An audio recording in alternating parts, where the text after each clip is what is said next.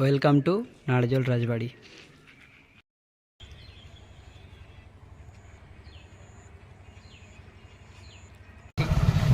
হে guys, আমরা এখন চলে যাচ্ছি আমাদের নারাজলের রাজা, আমাদের কাকু, তার হাওয়াখানায় হাওয়া খেতে। এখানটা আবার মোটামুটি নদী বলে আছি, আমরা বাড়ি থেকে অনেকটা চলে এসেছি। তো এখান থেকে এটা কি, এখানে এই ঘাটটা থেকে মারুতি পার হয়ে শুনেছিলাম। এই দেখো, ওরে বাবারি, কিন্তু রাস্তা খুব খাতারনাক রাস্তা। এই গাইস দেখো, তোমরা একটা সুন্দর বাড়ি রাস্তায় দেখতে পেয়ে গেলাম, R15-এর চাপড়ি চলে গেল।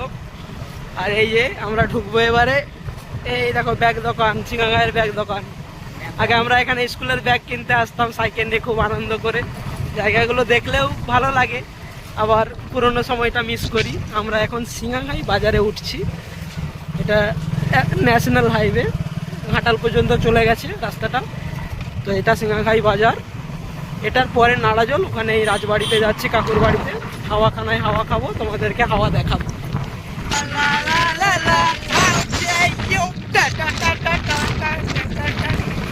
এইটা ঘাটাল ঢোকার আগে মিনিমাম 1.5 কিলোমিটার আগে একটা ইন্ডিয়ান অয়েল পেট্রোল পাম্প পড়বে, যেটা 10টা পর্যন্ত খোলা থাকে স্বাভাবিক। তো এইবারে আমরা এরপরে আসছি আমাদের রাজ কলেজ, ওটা দেখাবো। তো গাইস দেখতে পাচ্ছ আমরা চলে এলাম নারাজল, এবারে ঢুকবো অবস্থা।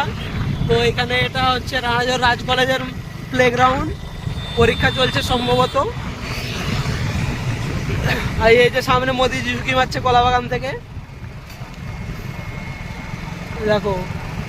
এই যে আমাদের নারাজল রাজ কলেজ, বিরাট বড় কলেজটা নয়, কিন্তু কারনামা অনেক বড় বড় বেরিয়ে গেছে, খুব বড় বড়।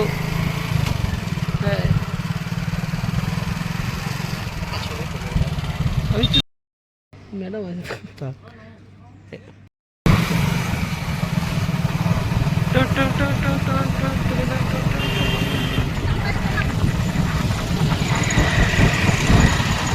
এই যে আমরা নারাজল বাজারে ঢুকছি।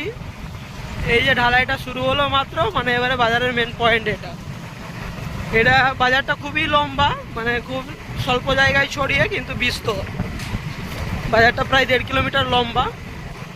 এবারে এখানটা থেকে সামনে বাস স্টপ থেকে আমরা বাঁদিকে চলে যাব, কারণ আমরা কেশপুর ঘাটাল লাইনে আসছি। এই যে বাস দেখতে পাচ্ছ, এই বাসগুলো পুরো মেদিনীপুর টু ঘাটাল আসছে। এই বাসে এলেই আপনারা এখানে নেমে যেতে পারবেন নারাজল বাজারে। তারপরে আমাদের এই যে ফুচকা দেখে নিন, যে ফুচকা খেতে খেতে সুন্দর রাজবাড়ি পৌঁছে যেতে পারবে। একটা স্কুল, সেটা তো কলেজ দেখালাম, এটা মাত্র স্কুল। হ্যাঁ, এই যে দেখো সবাই স্কুল থেকে পালাচ্ছে, পড়াতে নেই, সব টিফিন ছুটি করে পালাচ্ছে।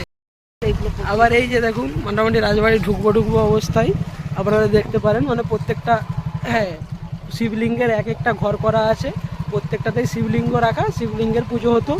মোটামুটি এখানে 6টা শিবলিঙ্গ, 6টারই পুজো হতো রাজার আমলে। আর ওইখানে যে দেখতে পাচ্ছেন রথ দাঁড়িয়ে আছে, ওখানে রথ দাঁড়িয়ে থাকে রথ টানার সময়।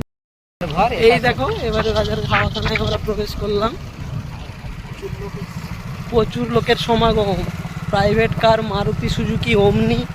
হ্যাঁ, আমরা এবারে রাজার হাওয়াখানায় পরে ঢুকছি, কারণ এখন রাজার হাওয়াখানায় রোদে ভর্তি, একটু পরে এলে হাওয়া পাবো। এই তো নারাজল কলেজ, রাজ কলেজ স্থাপিত, এটা আগেকার কলেজ ছিল।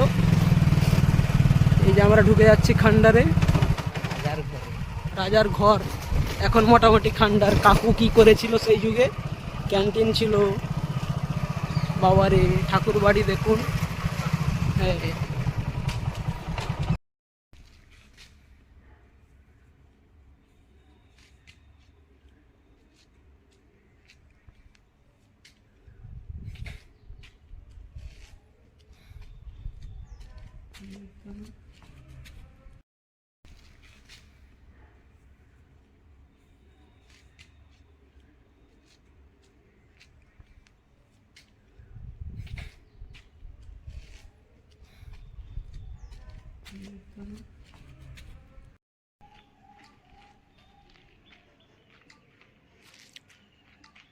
পিছনে পিছনে।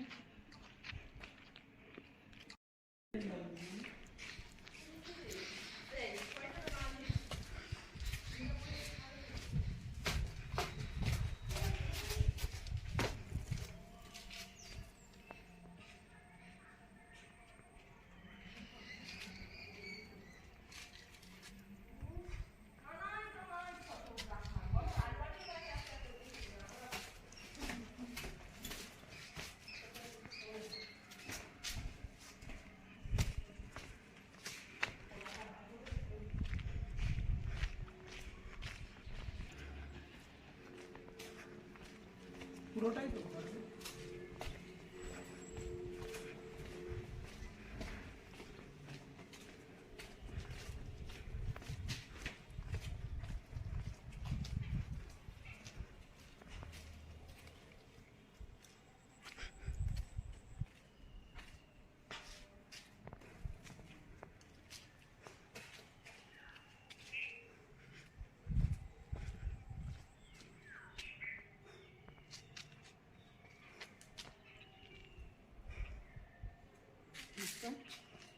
একটু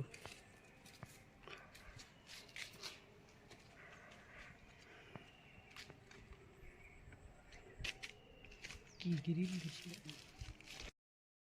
রেড জোনের